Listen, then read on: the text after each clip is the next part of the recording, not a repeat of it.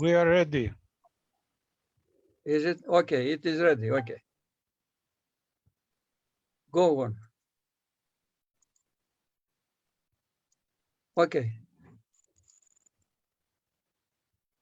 Ladies and gentlemen, good morning to America.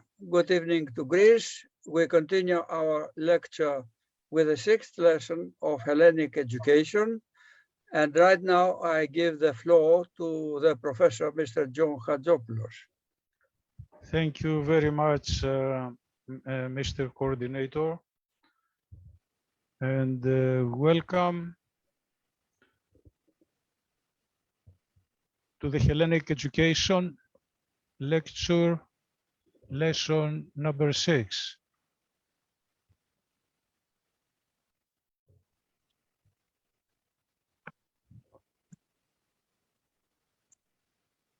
The previous lessons are on the YouTube, and here are the addresses.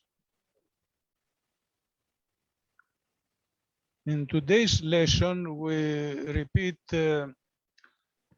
some topics we covered in the last lecture, and also we are going to cover things like computers, artificial intelligence, and digital image. In the laboratory, Eleni has prepared a dream in the waves by Alexandros Papadiamandis. We are going to discuss this literature part. Now, last time we talked about how to define in a practical way the limits of mid-space of virtue, and we gave this example for a person without physical limitations trying to raise the foot to pass an obstacle, and we found out that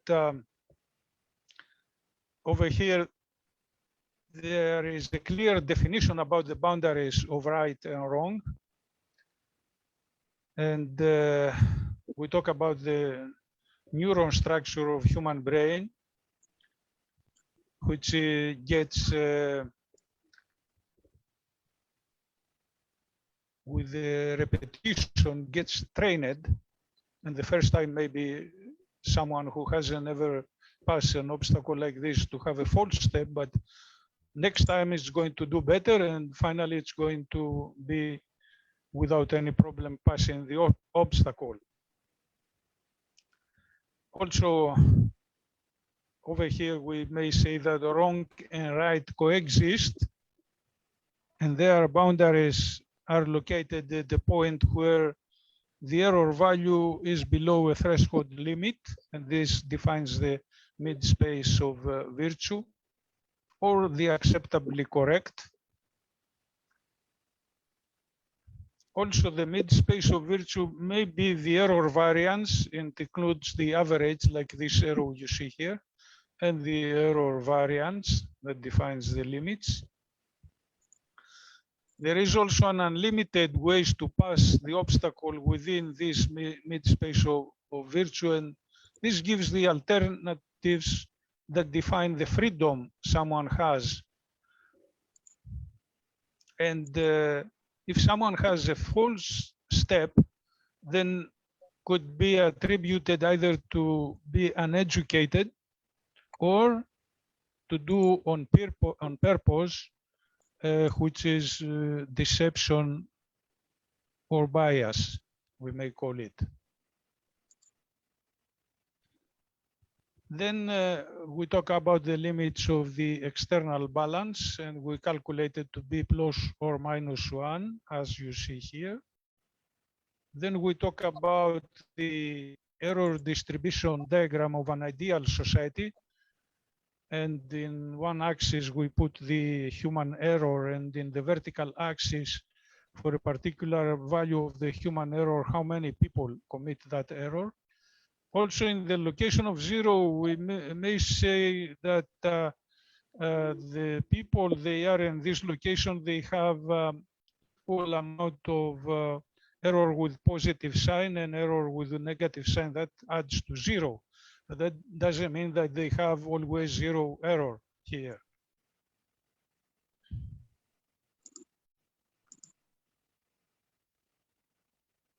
Also, the real structure of the society looks like this. The average of errors may be mi sabo here is not 0.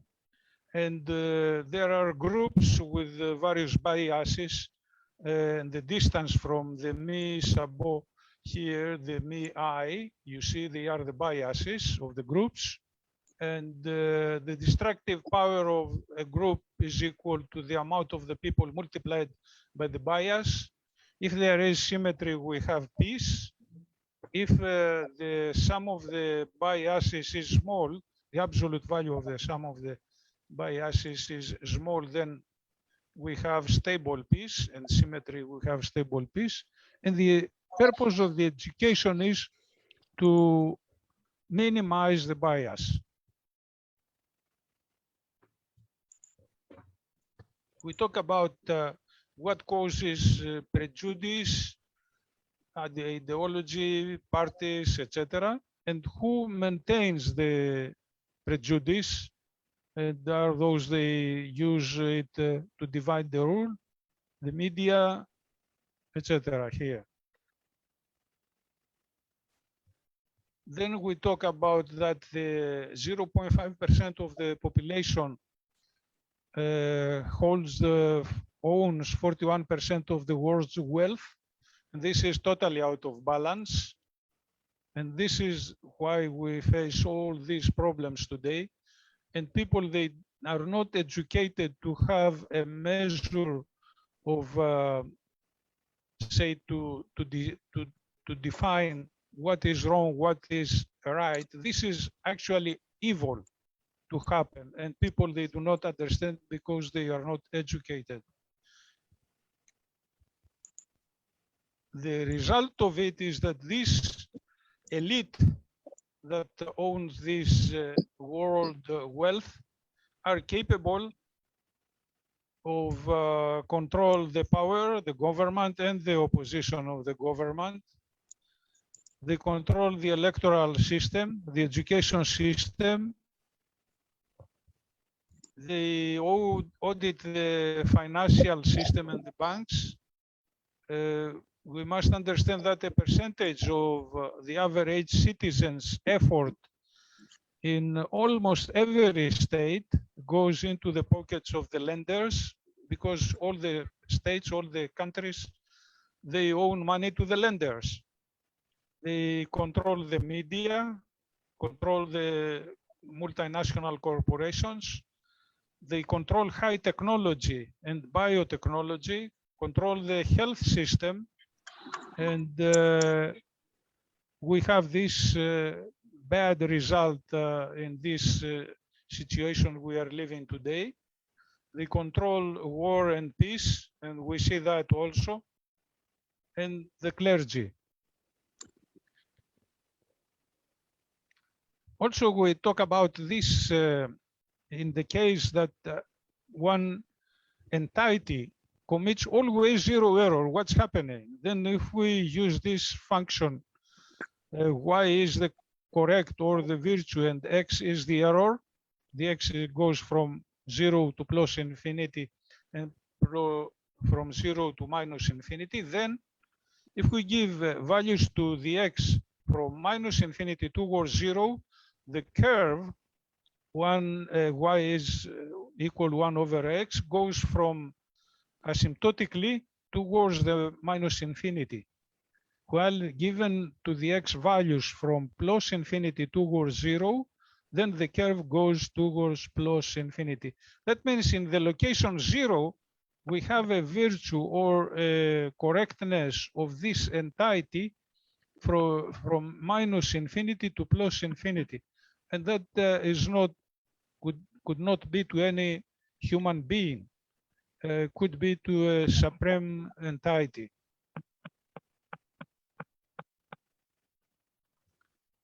And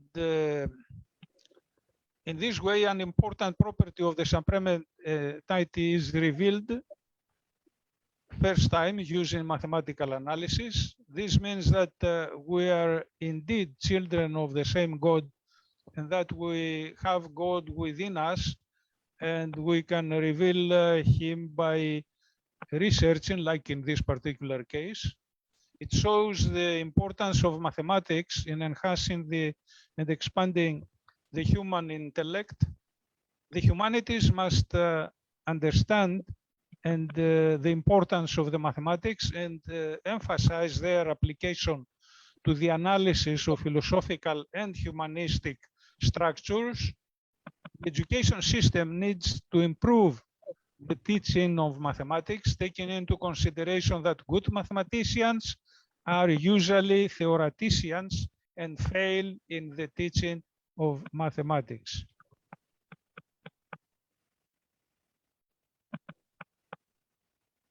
Now let's go into the informatics now, because the high technology is also a tool that we use for education, as I will show to you also in the next lecture. We are going to talk about the curriculum in all levels of education. Now imagine a padlock that unlocks a defined with a defined numeric combination. I hear an echo. Do you?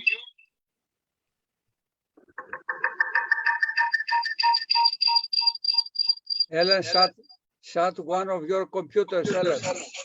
Yes.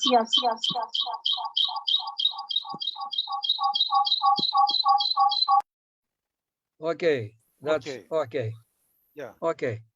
So let's talk about the computer. The computer is a very simple machine, and it works like the padlock that unlocks with a specific number. Or we may say numeric combination. Any other combination cannot unlock the padlock. The computer operates using the same method, and we are going to develop below the structure and the architecture of the computer, how it works. Actually, the computer operates with the binary codes that have a combination of 1 and 0. For example, this binary here is a binary code.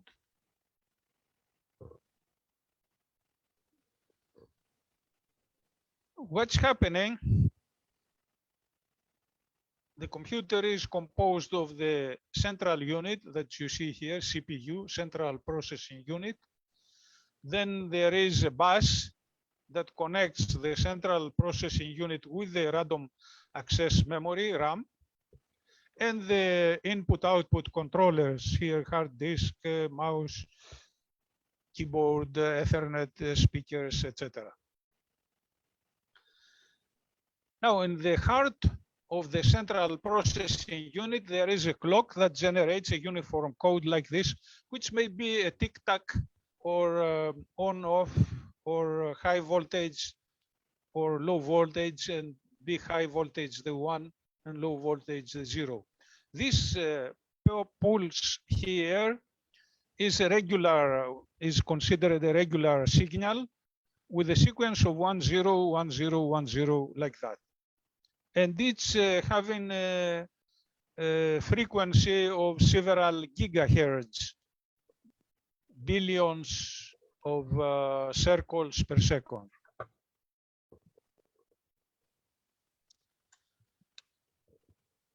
How the computer works, this is the architecture. And if we want to do any task, we have to modulate this particular uniform code generated by the clock to a specific code. Instead of being 101010 to be 1101 I mean a specific code there. This code is modulated, the clock code is modulated either using a program that having binary instructions or data, or pressing the keyboard or the mouse, or with any of these devices can be altered the uniform code into a specific code. And the specific code running within the computer circuits could unlock any of these devices that matches the code. We have here in the central processing unit the registers, the arithmetic and logic unit, and the control unit, the random access memory, and all these peripherals. Let's see how now the computer works. The computer knows how to do additions and move data at high speeds with gigahertz speed. Let's say that we want to add two numbers. The way it works is we have to put a program that does the addition, and that program is binary codes residing, they have to go into the control unit. So the control unit sends a code to get a number from the hard disk and put it in memory in location A, and another number from the hard disk to put in memory location B. And then another here of the program code tells to bring these two memory locations and put it in two registers here. And another instruction here, that's the fourth instruction, tells to add these two registers to a third register and put the result in the memory location here, C, you see here, C. And then there is another instruction to take the result from memory location C and print it into the printer. That's how the computer works. And all these instructions here, they have a binary operation code. Also, there is a language that operates, instead of using the code, we can use language instructions called assembly language or machine language that actually works like put A in register 1 and things like that. But each such an instruction has an operation code, a binary operation code. And here in the control unit, we have these binary codes to unlock, like the padlock, send all these codes here and unlock various devices to move the data and execute the task we want to be executed. If we have a higher level language like a basic, actually we use only one instruction, like in English language, print 8 plus B, for example. All right, and this includes all these instructions. So such a higher level language has to have an interpreter or compiler to translate this simple expression into this complicated operation code, the binary code instructions to be executed by the computer. That's how it works. So in this way, we have the coding system. Usually the information in the computer is 8-bit, call it byte, and we work with such information with bytes. And with 8-bit, we may generate in the 8th power, it is equal to 256 different codes. And this is usually the codes of the letters and symbols on the keyboard. The bus also of the computer could have a width from 8-bit in the beginning of the computers, and then 16-bit, then 32 bits. And today the bus is 60 bits. 60 bits, they go all together. So it's very fast moving with gigahertz speed. With 3 bits, we may generate in the 3rd power 8 different codes, and you can see them here. Here is with 3 bits. All these codes, they are different. These are the digits of the octal system. With 4 bits, we generate in the 4th power 16 different codes. They are the digits of the hexadecimal system. Hexadecimal system is very important because with 2 digits of the hexadecimal system, we may define a byte. 4 bits. Digits makes 8 bits with two digits. You probably many times, if you take a look at computer memory, you will see symbols like these digits and these alphabetical characters that they define the memory locations.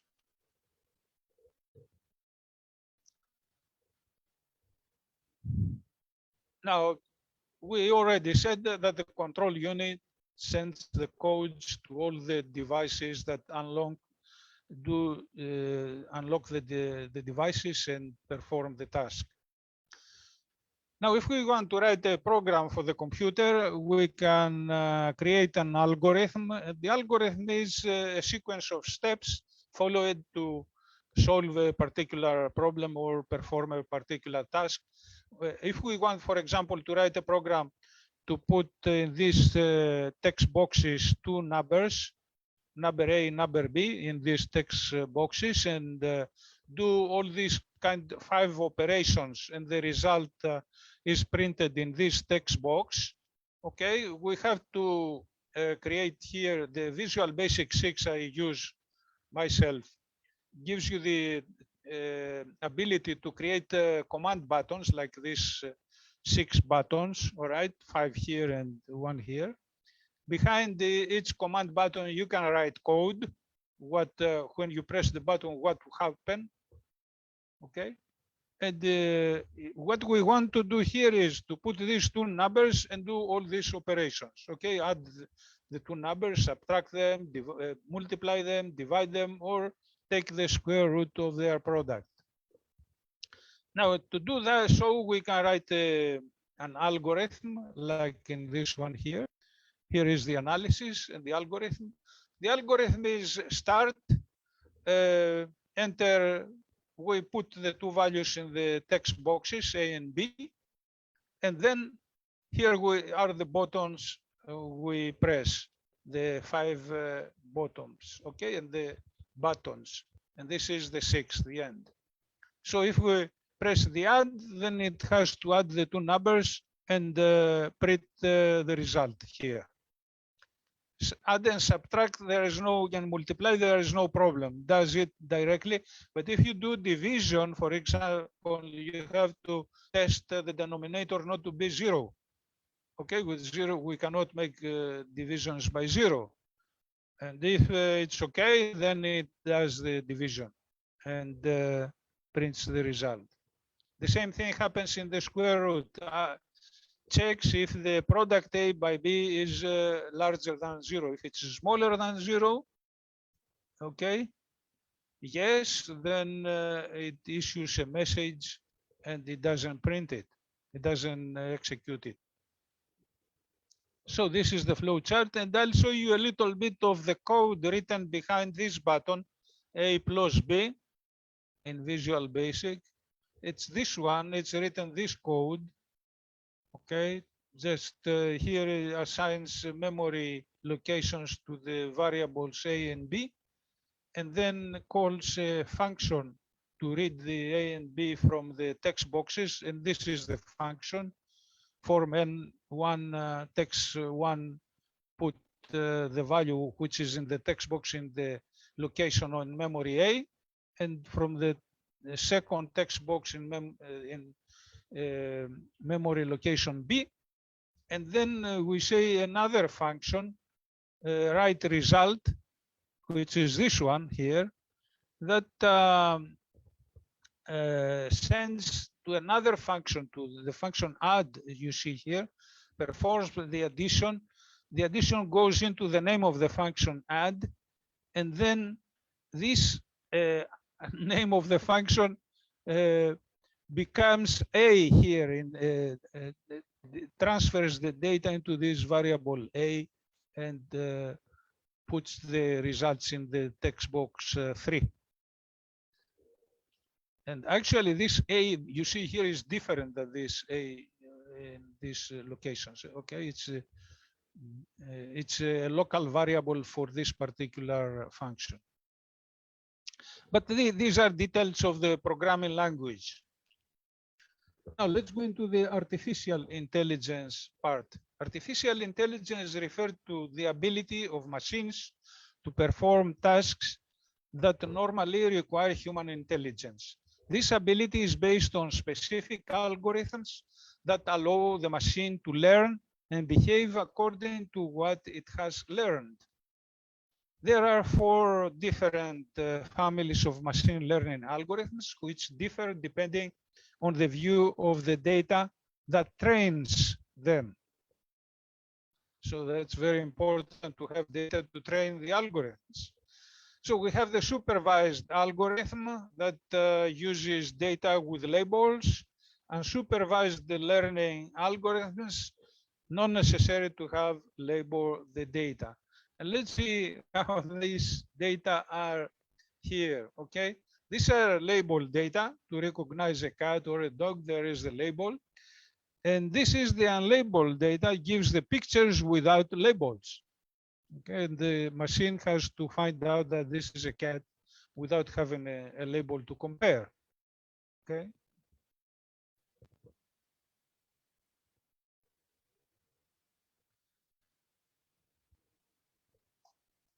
So that's supervised and unsupervised. Now there is semi-supervised that some of the data have labels, some others they don't. Unsupervised needs a tremendous amount of data to be able to do the recognition of whatever it is there. And there is also enhanced learning, has autonomous artificial intelligence actors that collect their own data and improve it based on the interaction of trial and error with the environment. This method promises a lot in basic research, but so far it is more difficult to use in the real world. Therefore, technology companies have made the most of their success in the real world. Sometimes if you go and try to get something from the internet, you see immediately they show you something similar, you may want to be interested. And this is part of the artificial intelligence there, that the system tries to understand what you are thinking, what do you want, and try to offer you choices to help you to make your choice. Now, artificial intelligence learning systems, you see here there is handcraft knowledge, which is like the computer programming. In the previous program I showed you, we teach the computer how to add 2 numbers. All right, we wrote a program with instructions how to do it. That's human intelligence given through the programming to the machine that does the task we want to task. This is one way of having artificial intelligence or learning for the system. Then we have machine learning artificial intelligence, where we have a different procedure with data, training, and the algorithms we said before. Also, machine learning artificial intelligence needs more computing power, which we have today, more massive data sets. To make you understand this, if we want to have someone in Tokyo, for instance, from England being in Tokyo, and to recognize its face and find out who the person is, okay, we need to have pictures, about 1,000 pictures for each person of the about billion people living on Earth. Okay, this is a tremendous amount of data, like 8 trillion, say, photographs of the total population. But this is no problem because we have computing power and mass storage devices. We have the cloud computing now, the clouds, And we have resolved to a certain degree this problem. We have also the improved machine learning algorithms, we said, and improved open source code libraries that they continuously are developed.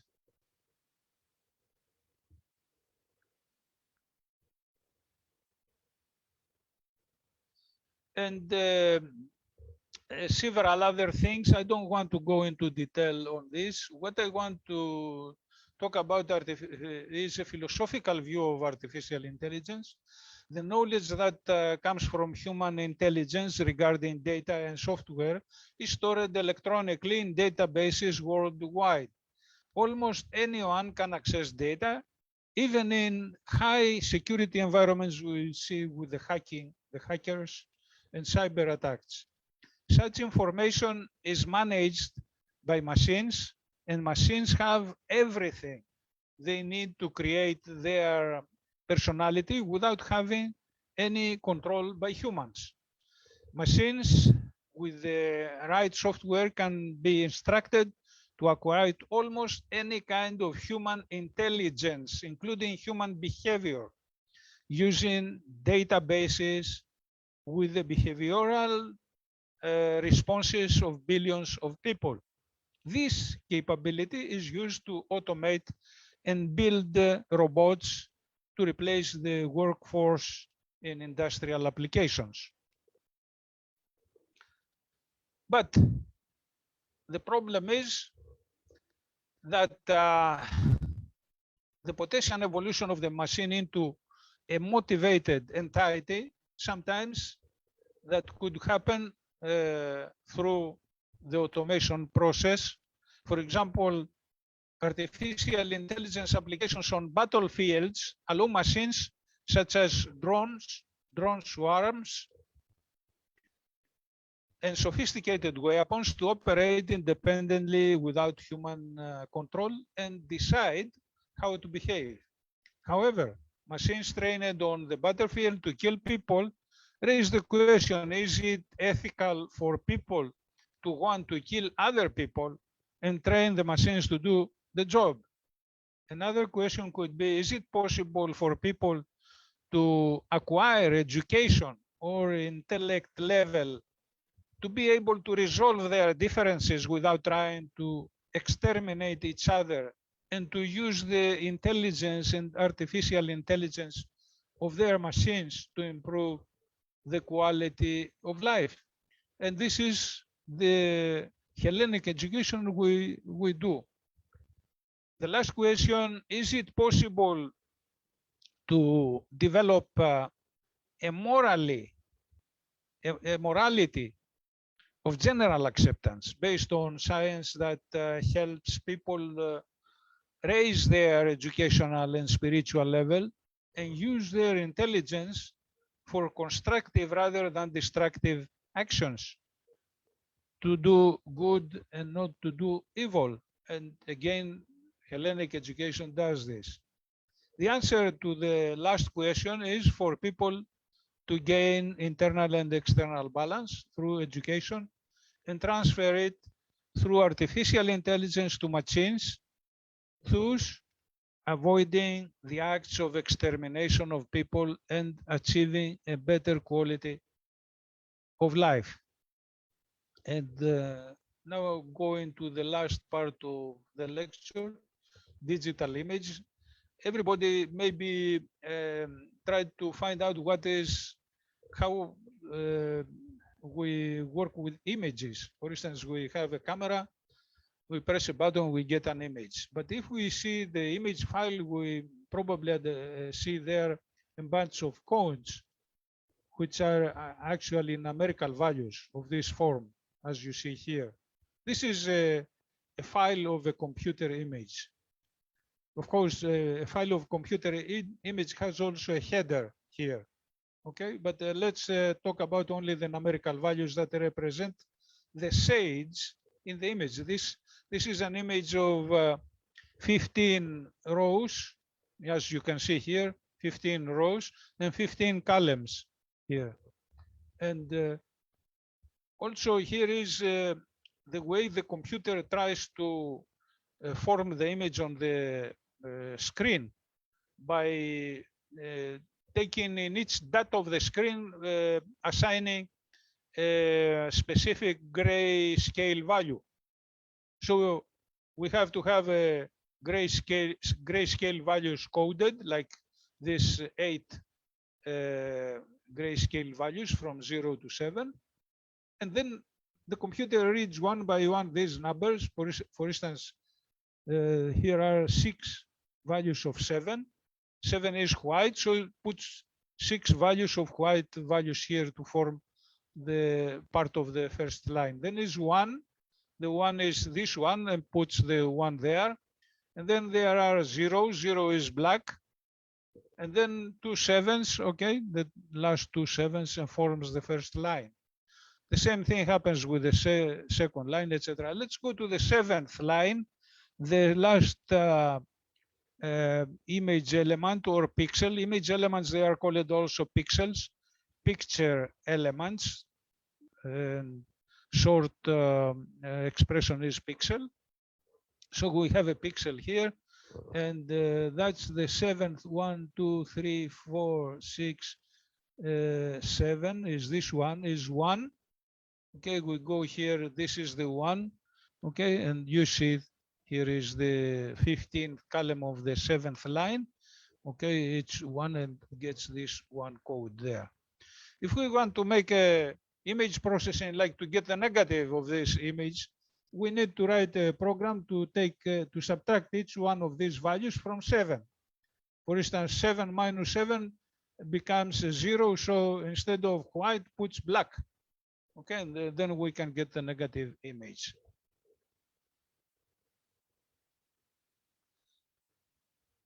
Here is an example of a real image and the codes they have. It's a color image. A color image needs for each pixel 3 values, red, green, and blue RGB values. These are 8-bit coded values. That means each one of these has codes from 0 to 255. And these are the same image with 2 resolutions. This one has 24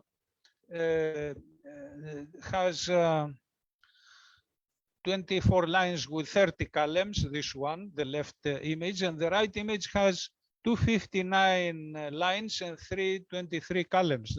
You see the higher resolution image. But it's the same painting scanned with different resolution. And let's take the 25th column of this low resolution image. The values we read here are this one in RGB. Okay, you can see this second one, the red is dominant, so it's 226 red, okay, and the rest are smaller values. And let's take also these RGB values, put them in a file as they are here, and try to get their statistics. And I have written a program in statistics that does that. It gives us the average, the variance, and the standard deviation, and this is the covariance matrix here.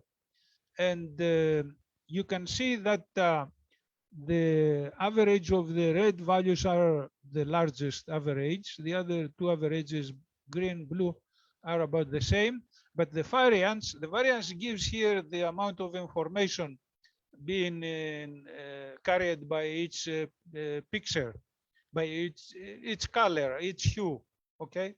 The red color carries the largest amount of information here because it has the largest variance.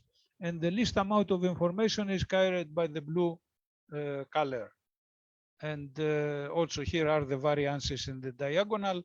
These are the covariances on the off diagonals. And here is also the correlation between them. You see between green and blue, there is high correlation, but the lowest correlation is between red and blue in here, 0.6. And also if we go further and take a look at the flow chart that does this program, the statistics, it's the formulas I gave you. Okay, we use this flow chart for to write this program. And this is the end of my lecture. I think I took a little bit more time, but we had too much to cover here. And I am open for questions now regarding the lecture. And if there are no questions, we can go to the laboratory. Mr. Coordinator, you have the floor.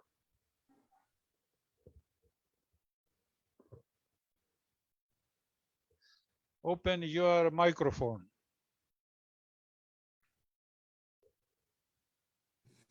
All right, thank you.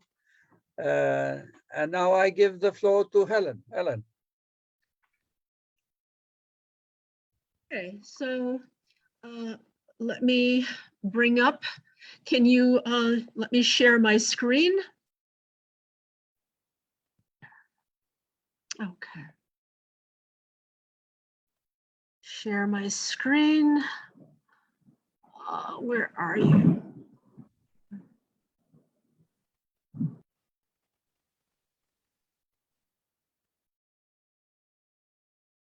You muted yourself.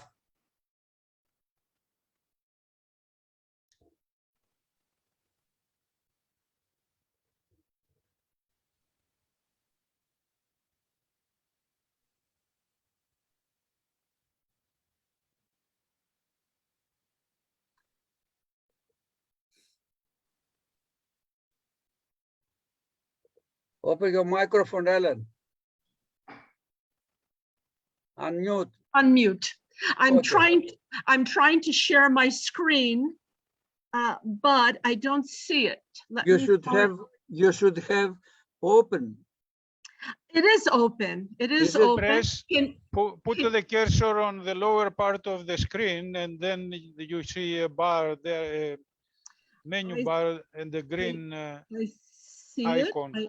I see it, and I'm doing it, but when I open, let me see if I can find my, here we go. Okay, this is this, all right, here it is.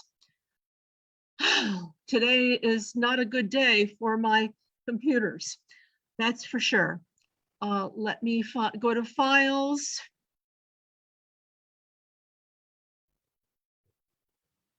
Okay, let's go through till Ellen find the solution. Okay, I could say something about Alexandros Papadiamandis. I know it's terrible that I can't. Just it's not working. Ellen, Go try ahead. to Go ahead. That's fine. try to find and you'll continue later. Now the floor is mine. Alexandros Papadiamandis was a wonderful painter of Greek nature.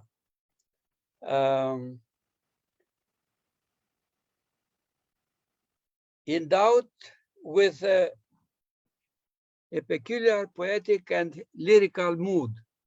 The dream of the wave verifies the above view. The dream in the wave undoubtedly has elements of ethnography according to its definition. The beautified, idyllic representation of natural life dominates throughout the main part of the story with inconceivable, beautiful descriptions.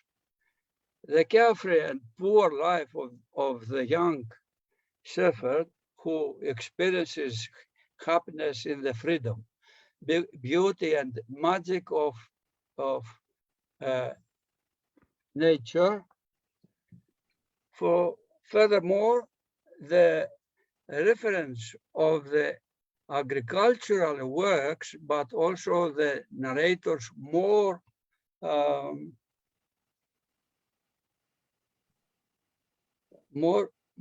realistic and at the same time humorous view of the farmers, the poor widow and Moschula give the ethnographic element of the work. Maybe because the text is erotic and was in danger of being considered bold. The author does not sign his story, but writes on the left side of his signature the misleading for the copy, implying that he did not write it himself, but copied it from someone else.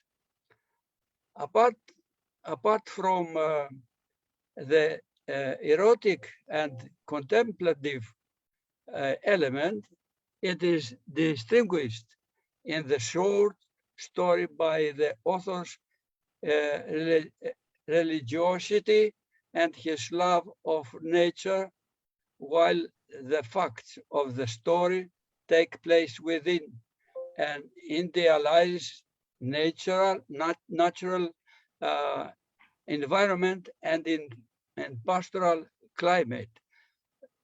Thus, the work takes on the character of pastoral romance. The young Moschula functions as a symbol of idealized and poor love.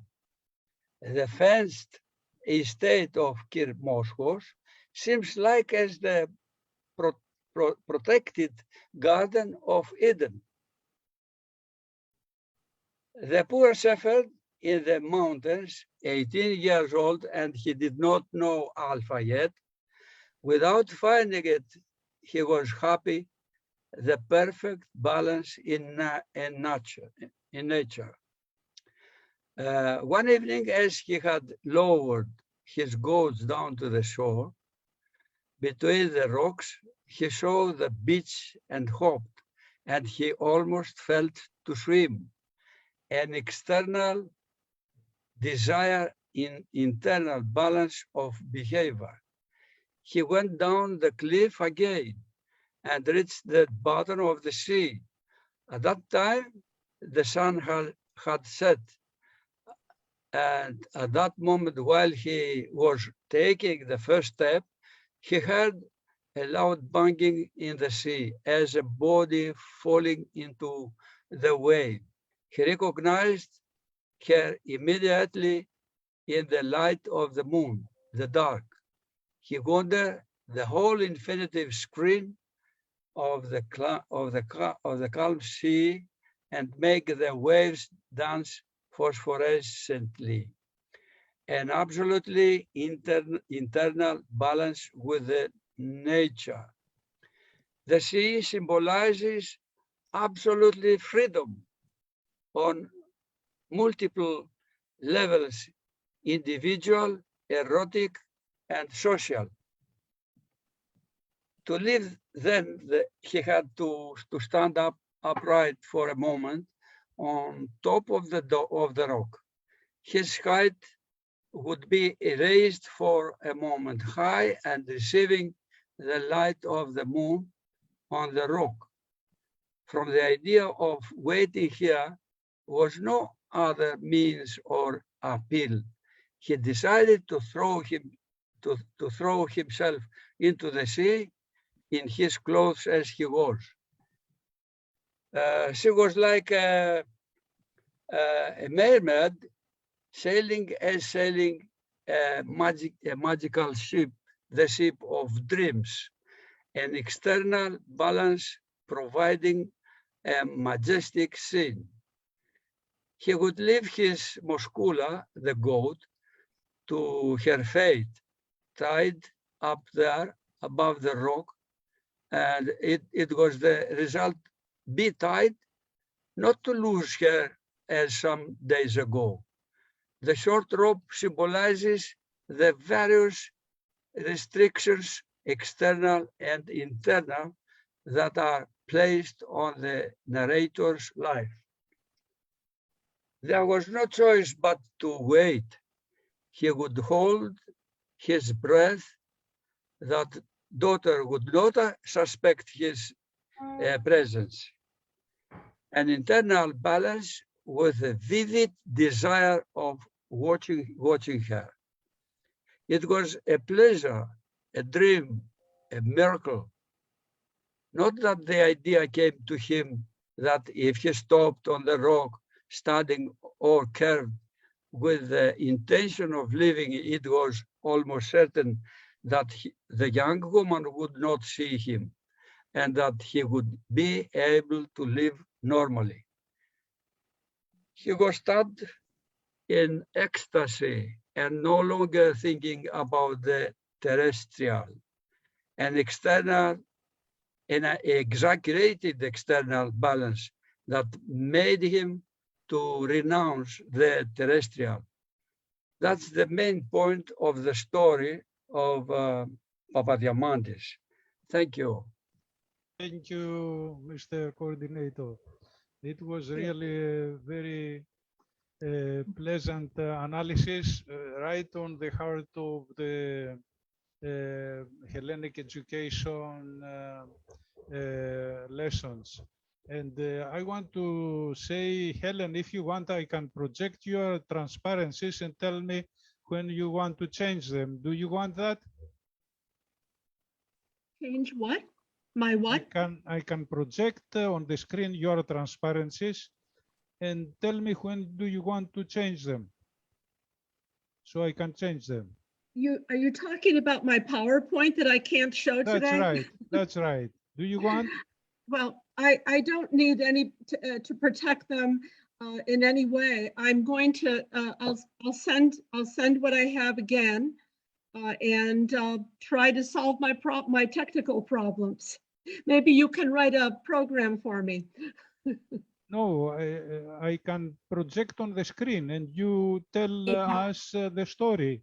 And if you want to change when I can prepare a video. I can prepare a video lecture, and then I can send it to you. Is that what you mean for the Facebook lecture? He has your PowerPoint. He has your PowerPoint, so he can project your PowerPoint. Yeah, but I changed it, Stella. It's a little bit different, but yeah, that would be fine. If you have my PowerPoint, you can project it. Absolutely. Dimitri, give me the share of the screen, Dimitri. And I will go through it quickly. Sure. Thank you. Dimitri. Okay. Yes, you are co-host, Ellen. You can provide it. Make me co-host. Okay. Dimitri. I have to make you let me change it to all participants. Okay. I changed it to all participants. Okay. Mm-hmm.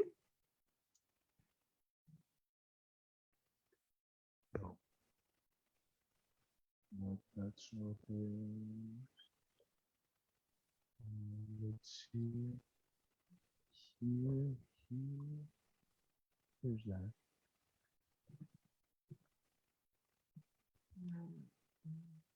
Okay. Okay, I'll go through this fairly quickly because Mr. Voggelis has touched on most of the main points, thankfully. He's done a wonderful job doing that. You probably have read a little bit about him. I'm sure many people know who he is. And so I will speak briefly about Alexandros Papadiamandis, his background, and his work, especially in regards to this story and our topic of Platonic and Aristotelian virtues. So let's go to the next slide. He was born, we can go to the next. He was born after the War of Liberation in a world which was discovering itself. As he lived during the later part of the 19th century into the 20th century, he became a man who was not obsessed, I don't want to say obsessed, but very passionate about the past, about the traditions of the past. A very deeply spiritual man who has been compared to Chekhov, Dostoevsky, and others. Unfortunately, a writer who has not been well treated by the international literary world. I think he's very unknown. He's basically unknown to the international world, apart from a very few, which is, and that's probably it's a problem of translation, of course, into English. His works were first translated into French. He's a spiritual man, as I said, but his works are filled with real people, real human beings. They're listed there on the slide: sinners, blasphemous, ambitious, thieves, gluttons, drunkards, hypocrites, etc. And we would think that as we read his incredible stories, we would think that these are the people who end up being judged. But no, we end up very often sympathizing with them. So his stories, we say, are filled with those who start by being the above, end up on the other extreme of scale, sainted, or better, we should better say redeemed in some way. Next slide. Okay, I'm not going to spend a lot of time on this because I think you've already read it. There's the link. I've adapted this from this link. The Russian literary establishment has a deep reverence and respect for Papadiamandis. I think probably and partially because of their shared orthodoxy, which Russia and Greece share. So, but he is revered in, he's revered not so much by the, I don't want to say he's just respected by the religious world of literature. He's respected beyond that. Some of his most fervent admirers are the French existentialists, as a matter of fact. That's a whole other issue. Very interesting to discuss that, but not today. Next slide. And the surrealists. He's also respected by the surrealist authors. You've read the story. Moschula is the name of the young woman, I should say. She's not a girl. She's not an adult. She's a teen. She's a young teen. Alexandros Papadiamandis is writing this story as a semi-autobiographical story. He's reflecting back on his innocence, on the beauty of his life before he went to live in Athens. He's about 18 years old in this situation. Moschula is probably about 2 years younger. So she's a young adolescent herself. Interesting how Papadiamandis has a beloved little goat among his herd of goats, whose name is Moschula. And of course, the young girl is also Moschula. And that is part of the mystery of the story as well. We can go on to the next slide. See, this is why my slides are missing. I have my new slides are missing because we want to discuss Plato and Aristotle in terms of the decisions and the thoughts of the shepherd, the young shepherd. Plato is talking about emotions and how we need to control them. We need to suppress them. We need to elevate our thoughts to the ideal, to the forms. Aristotle has no issue in any of his writings. He doesn't have a problem with expressing emotions and quote unquote losing control of emotions. So we have a difference here in terms of how these two philosophies deal with human characters in the stories that we've been reading. Let's take a look at the young shepherd. How does he, how is his idyllic life, this beautiful life that he describes in the mountains, with the animals in this beautiful island of Skiathos in the Aegean, how is his life upset? What happens to him one day to change so many things about the way he sees the world? Well, we know what happens. As he is grazing his goats, he sees the beautiful sea one night and he wants to go swimming. And at the same time, he goes into the water, he swims, he emerges, he's going to go back up the cliff to get Moschula, his goat, that he tied up around the tree because he's afraid that she might be strangled. And what happens at that moment? He hears a splash, the inciting moment of the story. He hears a splash, he turns around, and he sees the other Moschula, the young woman. She has gone into the water. What a coincidence. She goes into the water just as he has emerged. And of course, he is transfixed. He loses somehow his sense of understanding. He's never seen a naked woman before, of course, and Moschula is swimming naked. So he loses a sense of what he needs to do. He's transfixed. He feels he should leave. He should escape. He should leave because he doesn't want her to see him. But if he tries to go up the cliff, she will see him. His shadow will fall on the water, as he says, and she will see him. So what does he do? He remains where he is. He is troubled. He's feeling that if he remains there, shortly she will leave the water and she will leave and he will be safe. But then at some point, another boat approaches and she becomes frightened, and then she starts splashing and she goes down, she starts submerging into the water.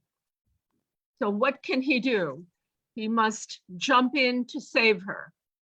He jumps in, trying to save her, of course, with all of these conflicting emotions, and he saves her life, only to find out later that his goat has strangled herself. So now we go into the decision-making process in the young shepherd's mind. The author is talking about himself on the island of Skiathos, what happened to him that one time. A young, naive, innocent young man who is in love with nature, who is very respectful of people in general, especially of females. And now he has, not only has he put himself into a difficult situation, but he has lost one of his goats. What would Plato say about the young shepherd? Would Plato agree or disagree with what he has done? What about Aristotle? Aristotle felt that emotions were part of human life, and that the emotions and the passions actually can lead to a deeper understanding of human life, a better understanding of human life. Plato disagreed. He felt that we need to suppress them in order to bring out what is better, what is perfect, and what is ideal. So what about the shepherd? What do you think? Have any thoughts, Stella? Even about the story or about how? Yeah. So with regard to Plato, I think he did suppress everything, and then the conflict, and maybe I'm wrong, arose when she started drowning. So now he had no other choice. So like the moral side is, do I save her? Do I escape with, having everything? So if he escapes, she drowns. So, at that point, would Plato still agree that it's a moral issue because yes, he had these feelings and he was attracted to her and everything played into it, but that act of her drowning, I don't think that was an external passion. I think it was like, I need to save her. And he knew in the back of his mind that if he went to save her, that something might happen to his goat at the same time. Yes, he was conflicted, but the fact that he named his goat after her, you know, it's. That's part of the beauty of the story is how these two names are mixed up. As a matter of fact, when I translated it, I had to change a few things to make it clear to the English readers that Moskula meant either the young woman or it meant the goat, because in the original story, sometimes it's difficult to tell who he's talking about. But you know, so the higher moral purpose, I think is what you're saying, is to save another human life. It's not necessarily to remain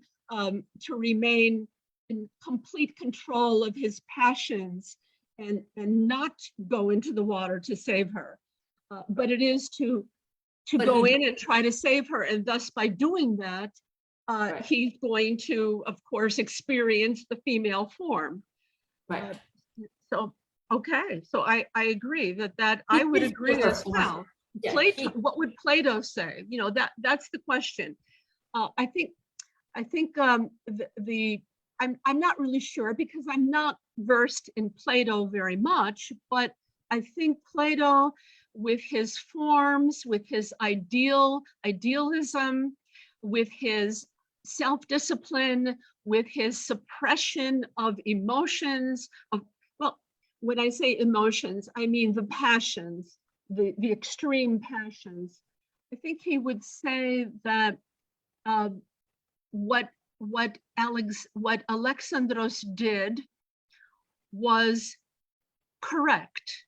I think he would say it was correct because when he was watching her, mentally he was thinking, and he writes all this, he's mentally thinking about the young woman's body and how beautiful it looks in the moonlight, et cetera, et cetera. So he's mentally thinking this. His thoughts are not thoughts of rape or taking exploitation or taking advantage of the girl. His thoughts are thoughts of beauty, the ideal form. So I think that is very Platonic. I think that's Platonic. But jumping into the water, I also think Plato would agree because he is choosing to save a life. I think saving a life is based on, not on lust or passion, but on saving an innocent person's life would be perfectly in accord with Plato. Aristotle, I don't know. What do you think, Stella? Aristotle is more like we need to embrace passions because our passions can also lead to a deeper understanding about who we are. If I understand him correctly. No, I understand. There's two ways. Like, I think that when he saw her, he still indulged in staring at her because he had another means out. So I think that's where maybe I'm wrong, but maybe that's where Aristotle's, like, he indulged in continuing to look at her. Whereas he didn't take the other, he knew that it would be a longer route. He understood that it would be a longer route and that it would take him more time, but he wouldn't have the pleasure of looking at her form and seeing everything else. So I felt that he did indulge by staying there longer because he wanted the path of least resistance. I'm so glad you brought that up because when he's writing his story, he's also confessing, he's telling us, revealing that he was conflicted.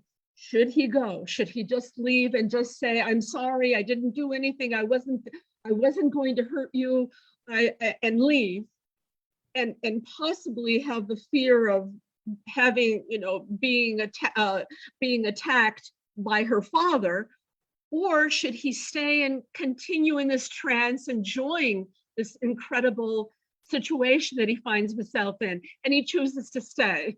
He does choose to stay, you're right. So in that respect, then he stays, he's enjoying his emotions. And so he, in that respect, Aristotle, he's also conforming to Aristotle's views about you know, it's so interesting that this event in his life, in Papadiamandis' life, would lead to a man who never got married, and who was essentially, you know, who was a bachelor all of his life, and who in many ways was opposed to the sophisticated life of the city, where people, I would say, enjoy, use their passions and live inside a more, in a world where feelings are expressed more readily than in the countryside, where people are more, I would say, controlled and disciplined with the emotions they show.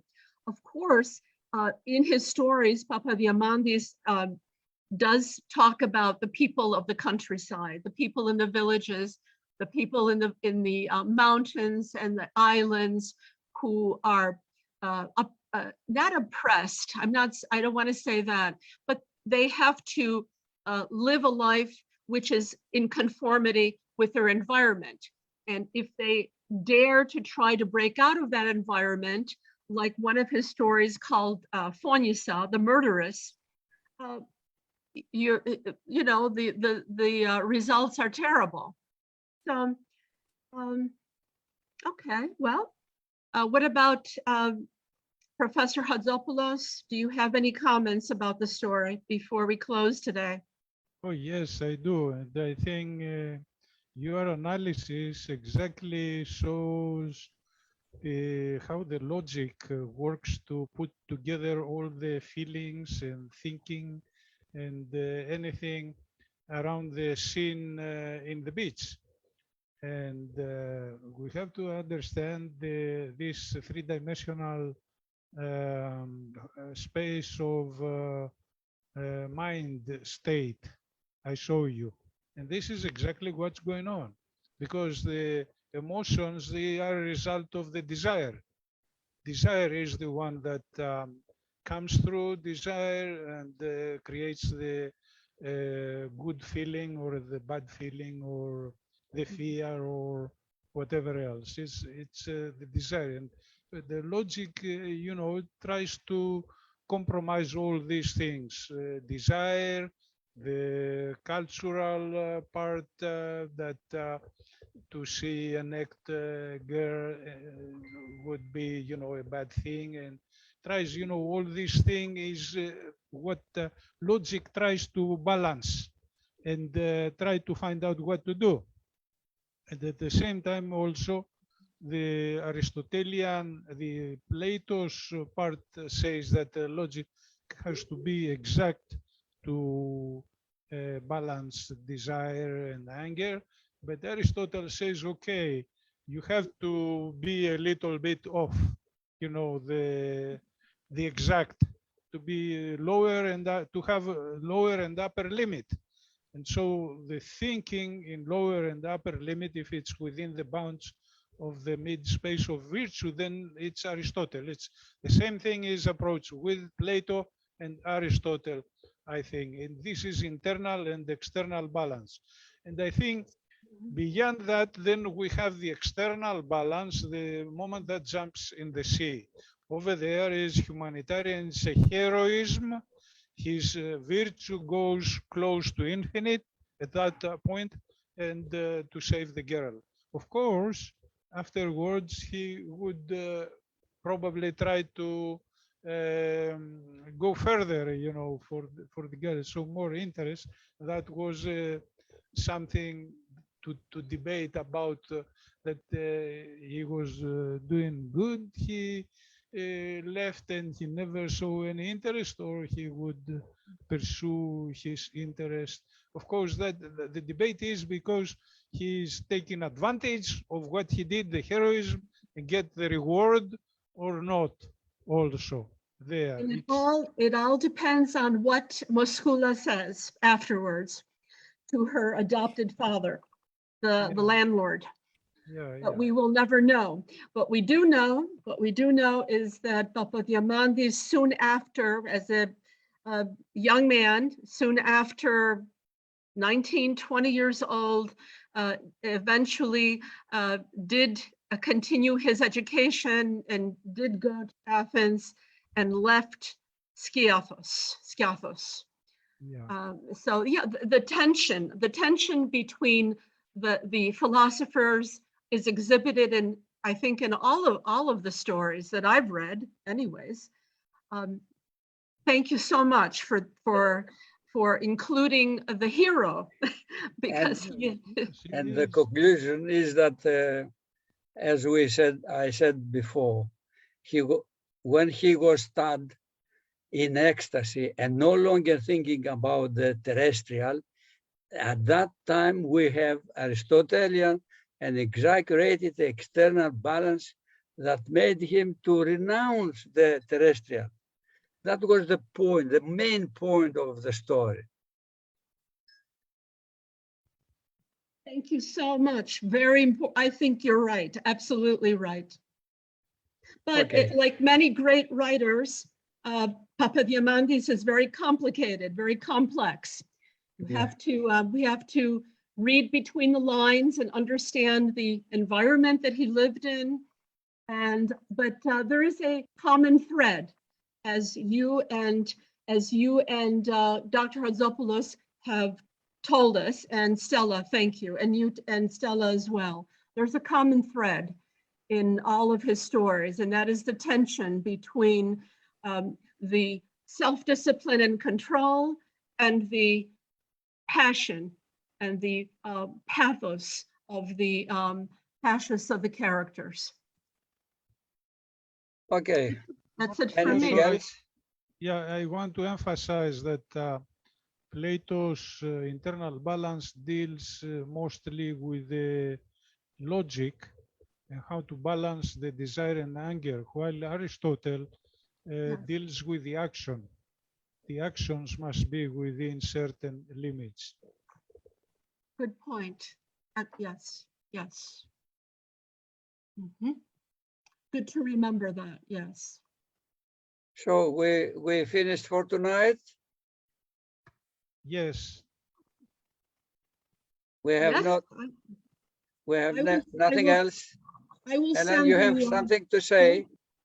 Yeah, one more thing. I will send the slide, Okay. the new PowerPoint to everybody and announce the next story later today. Well, yeah, I think we have analyzed the whole story tonight very well. Mr. Hadzopoulos, you have the floor to close the lecture. Okay, thanks everybody. I think particularly the analysis of the Papadiamandis was really great by the work of Helen. And I want to make an announcement. We are going to postpone next lecture because I have some problems to solve on next Saturday. And we'll continue 2 weeks from today. All right? Very good. Okay, next Saturday we shall not have lecture. Okay. Okay. So you have to send an email to Geronimos to know, not be awake at 3 o'clock in the morning. Okay. Okay. Don't forget it. Don't forget it. I won't forget. Send him an email to be informed. So good night for everybody. Thank you very much for tonight. Good night. Bye-bye. Good night.